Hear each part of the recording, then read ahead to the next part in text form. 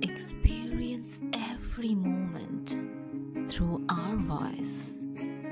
গল্পে খুঁজে পাবে ভালোবাসার স্পর্শ। হারুন ফোন রেখে ওসি সাহেবকে ফোন করলো। তামিম স্যার মোটামুটি 3টে গাড়ি সামনে। খবরটা কিভাবে দেওয়া? প্রাইম মিনিস্টার স্যার তো সাথে, তাই তামিম স্যারের ফোন বন্ধ। মেসেজ করে দেওয়া যাক, ফোন অন করলেই দেখতে পাবে। হারুন বিড়বিড় করে বলল, হে পরম দয়ালু, মেয়েটার যেন কোনো বিপদ না হয়। নীরা বিল্ডিংটার সামনে দাঁড়িয়ে কিছুটা হতভম্ব হয়ে গেল। ঢাকার মতো শহরে এত প্যাচ লাগানো গলিতে এত ভগ্নদশা বিল্ডিং এখনো আছে। নীরা ব্যাগ থেকে অ্যাড্রেস বের করে মিলিয়ে নিল। হ্যাঁ, ঠিক আছে, এর 3তলাতেই অফিস। আশপাশটা এরকম নীরব কেন? লোকজন আছে, তবে একেবারেই কম। এরকম জায়গায় এরা অ্যাড এজেন্সি খুলেছে কেন? নীরা ঘড়ি দেখল, 9টা 45। এত রাতে এখানে যাওয়া কি ঠিক হবে? নীরা এক মুহূর্ত ভাবল, এত দূর এসে যখন কষ্ট করে অফিস খুঁজে বের করেছে, ফিরে যাওয়া কি ঠিক হবে? না, যাওয়া যাক। মিডিয়ায় কাজ করতে হলে এসব দিন রাতের সময় ধরে চলা যাবে না। এই প্রফেশনটাই তো চ্যালেঞ্জিং। ভয়, জড়তা সব বাদ দিয়ে শুধু কাজে ফোকাস করতে হবে। এটা তার শুরুর সময়। এভাবেই তাকে কাজ খুঁজে নিতে হবে, এভাবেই বিভিন্ন জায়গায় নক করে করে। আচ্ছা, এটা যদি আবার কোনো দুষ্ট লোকের আস্তানা হয়? নীরা ব্যাগের ভেতরটা ভালো করে দেখে নিল। অ্যাসিডের বোতল, ছুরি, ব্লেড, মরিচের গুঁড়া, ব্লিচিং পাউডার সব আছে।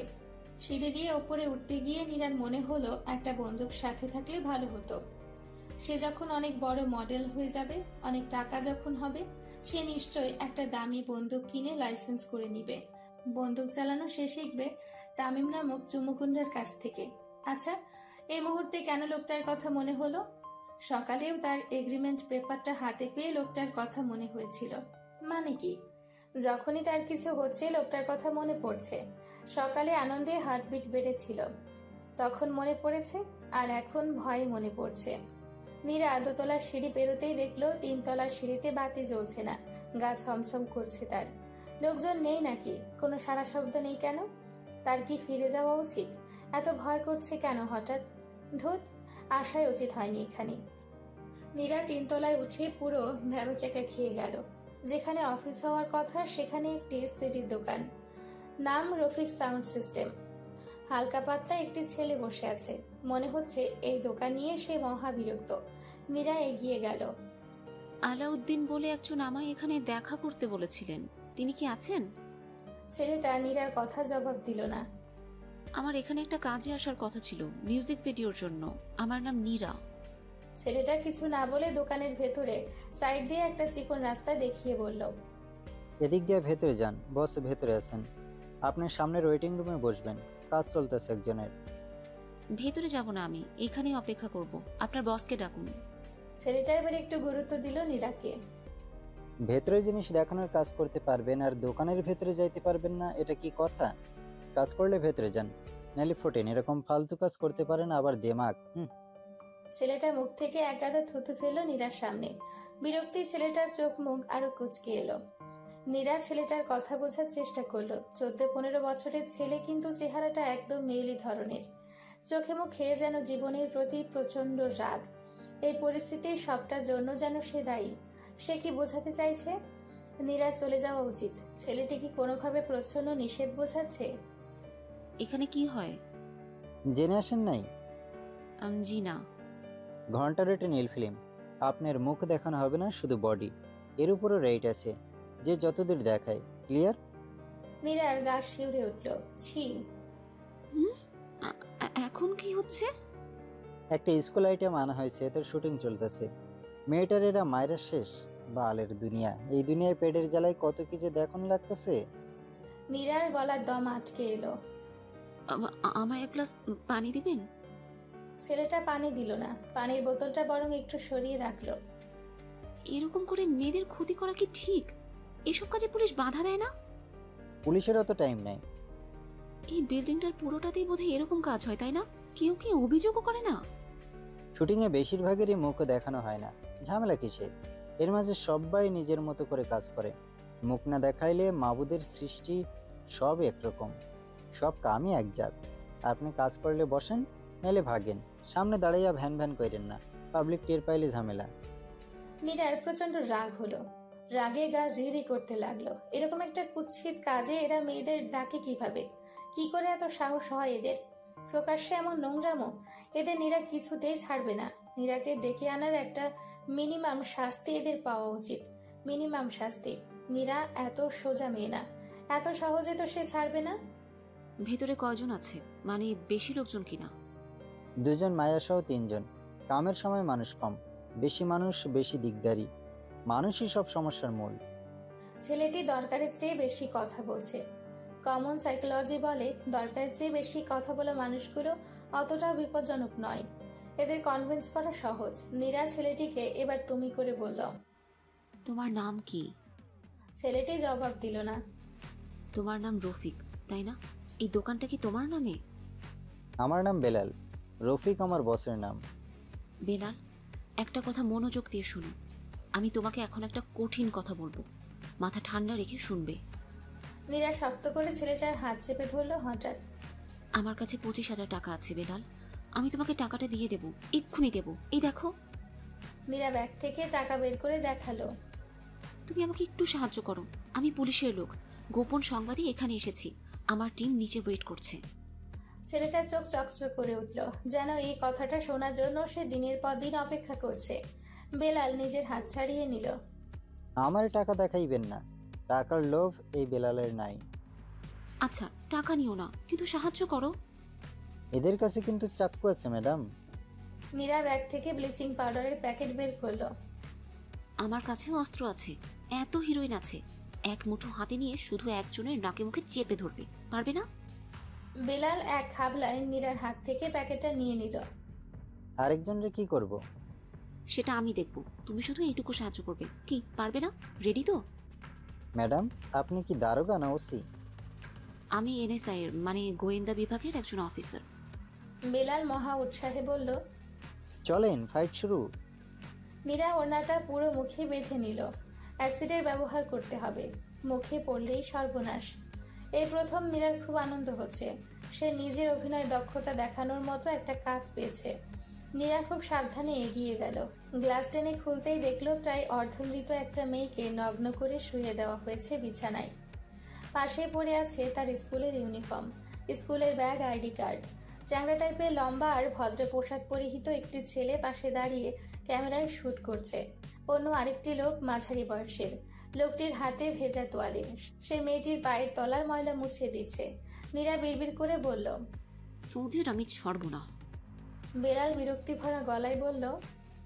বস, এই বেডি খুব জ্বালাইতেছে, বলতেছে এর শুটিং আগে করতে, জোর করে ভেতরে আসতে চাইলো। নীরা মাতাল ভঙ্গিতে বলল। আমার আগে, অন্য সব বাদ, তাড়াতাড়ি কর শালারা। রফিক বলে লোকটি ধমকের গলায় বলল। সিরিয়ালে বসতে বল শালি রে, নিশে কইরা হুশ নাই মনে হচ্ছে। পানি দে চোখে মুখে, মুখ ঢাকা কেন? মুখ খুইলা দেখ, নতুন না পুরান আইটেম। বেলাল এক মুহূর্তে ঝাঁপিয়ে পড়ল রফিক বলে লোকটার উপর। নীরাও দেরি করলো না। আজ সে সত্যিকারের কাজ করার মতো একটা জায়গা পেয়েছে। আজ সে মন প্রাণে কাজ করবে, অভিনয়ের কাজ, তার সাধারণ জীবনের বাইরের কাজ। কোথাও ঘড়িতে ঢং ঢং শব্দ করছে, 10টা বেজে গেছে, অনেক রাত। আজ বাড়ি ফিরতে নীরার সত্যি অনেক দেরি হবে। তামিম এই নিয়ে মোট 5টা থানার লোককে কাজে লাগিয়েছে, কোনো খবরই মিলছে না ইঁদুর। ঝিগাতলার কাছাকাছি ওর ফোন নাম্বারটা ট্রেস করা গেছে সন্ধে 6টার দিকে। এরপর থেকে মোবাইল সুইচ অফ। তামিম ঘামতে লাগলো। এক ছুটে এখন ঢাকা চলে যাওয়ার দরকার ছিল। ইঁদুর না ফেরার খবরটা পেয়েছে সে রাত 11টায়, এখন রাত 12:30। মোবাইল স্ক্রিনে ইঁদুর ছবিটার দিকে তাকিয়ে তামিম একটা শুকনো ঢোক গিলল। মাঝে মাঝে জীবন এত অর্থহীন কেন মনে হয়? বেঁচে থাকাকে কেন এত বোঝা মনে হয়? এই মুহূর্তে তার মনে হচ্ছে চাকরিটা ছেড়ে দেওয়া উচিত। এই চাকরির কোনো মানে নেই। কান্না দলা পাকিয়ে এসে গলায় আটকে আছে, গলার কাছাকাছি বুকে ব্যথা করছে, সুজালো তীব্র ব্যথা। ইতুর বয়ফ্রেন্ড জিসকেও পাওয়া যাচ্ছে না। সে ইতুকে নিয়ে যায়নি তো? শ্বাস নিতে এত কষ্ট হচ্ছে কেন? বাতাসে অক্সিজেন কি ফুরিয়ে গেছে? ঋতু আবার ফোন করেছে। তামিম নিজেকে শান্ত রাখার চেষ্টা করলো। হ্যালো ঋতু, আমি কন্ট্রোল রুমে রিপোর্ট করে দিয়েছি। 10 জনের একটা টিম বের হবে কিছুক্ষণের মধ্যেই। আর কোনো চিন্তা নেই, এরা খুঁজে বের করবেই। ভাইয়া, ইতুকে পাওয়া গেছে। ও ঢাকা মেডিকেল কলেজ হসপিটালে ভর্তি আছে। রনি নামের একজন, তিনি নাকি Dhaka medical college student, phone করে আমাদের জানালেন। আমরা সেখানেই যাচ্ছি। তার পুরো নাম কি জিজ্ঞেস করেছিস? না, আমরা গাড়িতে আছি ভাইয়া, যাচ্ছি সেখানে। ইতু নাকি অ্যাক্সিডেন্ট করেছে। তুই আসছিস তো ভাইয়া?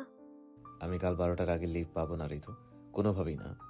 Be strong my brave sister, তোকেই সব সামলাতে হবে। আমি কাল দুপুরে আসছি।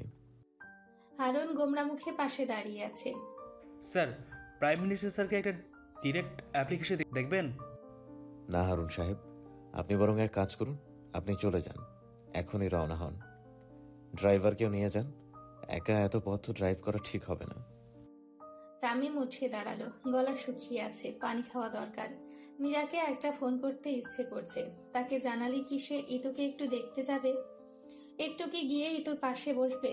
অ্যাক্সিডেন্টে কি ইতুর বেশি লেগেছে? তামিম নীরার ফোনে ফোন করলো। এত রাতে নীরা ফোন ধরবে তো? বেলাল শুকনো চোখ মুখ করে হসপিটাল প্যাসেজে বসে আছে। তার খুব ক্ষুধা পেয়েছে, কেউ তার খেয়ালে নেই। মেয়েটার পরিবার বোধহয় বেশ বড়লোক। এরা এসেই পুরো হসপিটালের সব ডাক্তার ডেকে জমিয়ে নিয়েছে। বেলাল বিড়বিড় করে বলল, যত সব আহলাদের ঢং। এত্তারা মাইয়া হারাই যাইবার সময় খেল নাই, অহন আদর দেয়। নীরা নিশ্চিত হবার জন্য আবারও জিজ্ঞেস করলো, আপনি কনফার্ম তো রনি ভাই? 100% কনফার্ম। মেয়েটির রেপ হয়নি। এরা ইনজেকশন দিয়ে ড্রাগ দিয়েছে শরীরে, মারধর করেছে অথবা প্রচুর ধস্তাধস্তি হয়েছে। রিপোর্ট এসে গেছে। শফিক নিজে কথা বলেছে আমাদের স্যারের সাথে। নীরা স্বস্তি নিঃশ্বাস ফেলল। মেয়েটার পরিবারকে কিছু বলা হয়েছে? যতটুকু আমরা করেছি ততটুকুনি, বাকিটা মেয়েটার সেন্স ফিরলেই জানবে। এদের বোধহয় অনেক উপরে হাত আছে, বুঝলেনিরা? সব ডক্টর এরা এক করে ফেলেছে, মেডিকেল বোর্ড বসাচ্ছে। হতেও পারে রনি ভাই। আচ্ছা, ওই মেয়েটার ডুপ্লিকেট আরেকটা মেয়ে দেখলাম। ও হ্যাঁ, ওটা ইনজুর্ড মেয়েটার বোন, টুইন, একদম কার্বন কপি। মেয়েটা খুব কাঁদছে। নীরা ঘড়ি দেখলো, 1টা বাজে। বাড়ি ফেরা দরকার। মেয়েটার গার্জিয়ান যখন এসেছে এরাই সব সামলাক। নীরার বড্ড ক্লান্ত লাগছে। বেলালকে টাকাটা দিয়ে বিদায় করা দরকার। বেলাল চেয়ারে হেলান দিয়ে ঝিমুচ্ছে। নীরা ডাকলো, বেলাল উঠো, এই নাও তোমার টাকা। মেয়েটার মা চলে এসেছেন, এখন আর চিন্তা নেই। বেলাল বিরস মুখে বলল, ক্ষুধা লাগছে আমার, কিছু খাওয়ান। এখানে তো কিছু পাবে না এত রাতে, বাইরে গিয়ে খেয়ে নিও। বেলাল হাত উঁচু করে আড়মোড়া ভাঙলো। একই রকম আরেকটা মেয়ে দেখলাম। যমজ বোন মেয়েটার। বেলাল উঠে দাঁড়ালো, হাত নাড়িয়ে নীরার কাছ থেকে টাকাটা নিয়ে গুনে দেখলো। সেখান থেকে 10,000 টাকা রেখে বাকিটা নীরাকে ফেরত দিয়ে বলল, আল্লাহর কি আচানক সৃষ্টি। দুই মায়া একরকম। একটার ভিডিও ফাঁস হইলে দুইটারই লাইফ শেষ ছিল। পাবলিক বুঝতেও না কার ভিডিও ফাঁস হয়েছে। নীরা বিস্মিত চোখে বেলালের দিকে তাকালো। আসলেই তো, এরকম তো সে ভাবেনি। দুই বোনেরই ক্ষতি হতো। কি ভয়ানক ব্যাপার। সবকিছু জ্বলবে তো? আগুনটা ভালো করে দিয়েছিলে তো বেলাল? সব পুইরা শেষ ম্যাডাম, পুরা দোকান বিনাশ। কেরোসিনের আগুন ম্যাডাম, এতক্ষণে পুরা বিল্ডিংই শেষ মনে হয়। বেলাল হাসলো। নীরা আরেকবার লম্বা করে স্বস্তির নিঃশ্বাস ফেলল। অনেক হালকা লাগছে নিজেকে তার। নীরার মোবাইল বাজছে। কে ফোন করেছে এত রাতে? নীরা মোবাইল স্ক্রিনে তাকালো। ফোন করেছে তামিম। এই লোকটা তো দেখি পুরাই মাথা নষ্ট। নীরা ফোন কেটে দিল। আহত মেয়েটির মা আর বোন এগিয়ে আসছে। নীরা বেলালকে চোখ ইশারায় দ্রুত বেরিয়ে যেতে বলল। রনি ভাইও সাথে আসছেন। নীরার ফোন অনবরত বাজছে। ভদ্রমহিলা নীরার সামনে এসে ক্লান্ত ভঙ্গিতে দাঁড়ালেন। রনি অত্যন্ত ব্যস্ত হয়ে বলল, ইনি ইতুর মা, ওই যে ইতু, বুঝলেনিরা? নীরা সালাম দিল। জবাবে ভদ্রমহিলা মাথা নাড়লেন শুধু। পাশের মেয়েটি দেখতে অবিকল ইতুর মতো, তবে একটু ব্যতিক্রম আছে। তার উপরে ঠোঁটের মাঝখান বরাবর, ওপরে নাকের নিচে তিল আছে। কাঁদতে কাঁদতে তার চোখ মুখ ফুলে আছে। সে কাঁপা কাঁপা গলায় বলল, নীরা আপু, আপনার মোবাইল ফোন বাজছে। নীরা এক দৃষ্টিতে কিছুক্ষণ তাকিয়েছিল বোধ হয়। চমকে উঠে আবারও ব্যাগ থেকে মোবাইল বের করলো। তামিম শয়তান বেটা ফোন করছে অনবরত। নীরা এবার ফোন রিসিভ করলো। হ্যালো, শুনুন, এখন কথা বলতে পারবো না, ব্যস্ত, আমি মিটিংয়ে আছি। নীরা ফোন রেখে সুইচ অফ করে দিল। ভদ্রমহিলা এবার কথা বললেন, নীরা, আমি তোমাকে সংক্ষিপ্ত করে কিছু কথা বলবো। বেশি কথা বলার মানসিকতায় যে আমি নেই তা তুমি জানো। মীরা হেসে বলল, আমরা বরং পরে কথা বলতে পারি ম্যাডাম। আপনি এখন মেয়ের কাছে গিয়ে বসুন। ভদ্রমহিলা হাত দিয়ে নীরাকে থামিয়ে দিয়ে বললেন, তুমি আমাদের যে সাহায্য করেছো তার বিনিময়ে আমরা তোমাকে এর সমান কিছুই দিতে পারি না। এর সমতুল্য কিছু নেইও আমাদের কাছে। তবে হ্যাঁ, একটা জিনিস আমরা তোমার জন্য করতেই পারি। তা হলো তোমার এমন কোনো দরকার বা প্রয়োজন যেটা তোমার চাই, কিন্তু নিজের সাধ্যতে সেটা করতে পারছো না। এরকম কিছু যদি তোমার চাইবার থাকে বলো। মনে করো এই মুহূর্তে এই জিনিসটা আমি তোমার কাছে চাইছি। মীরা ঠান্ডা গলায় বলল, আমার কিচ্ছু চাই না ম্যাডাম, আপনি আপনার মেয়ের কাছে যান। জ্ঞান ফিরলে সে হয়তো অনেক কিছু বলবে। ভদ্রমহিলার গালে বেয়ে এবার চোখের পানি, কিন্তু কণ্ঠ একদম দৃঢ়। আমি জানি তোমার জন্য সেরকম কিছু না করি আমার মেয়েটা রাগ করবে। জ্ঞান ফিরলে সে যাতে জানতে পারে তোমায় ধন্যবাদ দেওয়ার মতো আমরা কিছু একটা করেছি। ভদ্রমহিলা ব্যাগ থেকে চেক বই বের করলেন। নীরা হাই তুলতে তুলতে বলল, আমার কিছু চাই না ম্যাডাম। তবে এই যে মাহবুব রনি, ইনিও আপনার মেয়ের জন্য কিন্তু যথেষ্ট করেছেন। রনি ভাইয়ের একটা ছোট্ট সমস্যা আছে। ইনি একজনকে ভালোবাসেন, বিয়ে করতে চান। থাকার জায়গা নেই, মা বাবাও নেই। বেচারা নিজের ভালোবাসার কথা বলতেও পারছেন না, কিছু করতেও পারছেন না। আপনি যদি আসলেই কিছু করতে চান, আপনার যদি সেই সামর্থ্য থেকে থাকে, এই বেচারার জন্য করুন, বেচারার ভালোবাসার জন্য করুন। রনি স্তব্ধ ভঙ্গিতে মুখ হাঁ করে নীরার দিকে তাকিয়ে রইল। নীরা বলতেই থাকলো, তিনি আমার বিধবা ভাবিকে ভালোবাসেন। আমার বাবার ভয়ে বলতে পারছেন না। আমি জানি ইনি ভাবিকে অনেক ভালো রাখবেন। সেলিনা কঠিন গলায় বললেন, আমি ব্যবস্থা করছি, এক্ষুনি সব ব্যবস্থা করছি। রনি বাকরুদ্ধ হয়ে বসে পড়ল পাশের চেয়ারে। তার চোখের পাতা ঘন ঘন পড়ছে। নীরা আর সেখানে দাঁড়ালো না। হাসপাতালের সিঁড়ি বেয়ে নিচে আসতেই দেখলো শফিক দাঁড়িয়ে, তার হাতে বই। সে পড়ছে খুব মনোযোগী হয়ে। নীরার মনে হলো এটা তার আগের শফিক ভাইয়া, একদম প্রথমের, যার জীবনে কোনো দুর্ঘটনা নেই। নীরা মৃদু স্বরে ডাকলো, তুমি হোস্টেল যাবে না ভাইয়া? শফিক বই বন্ধ করে তাকালো।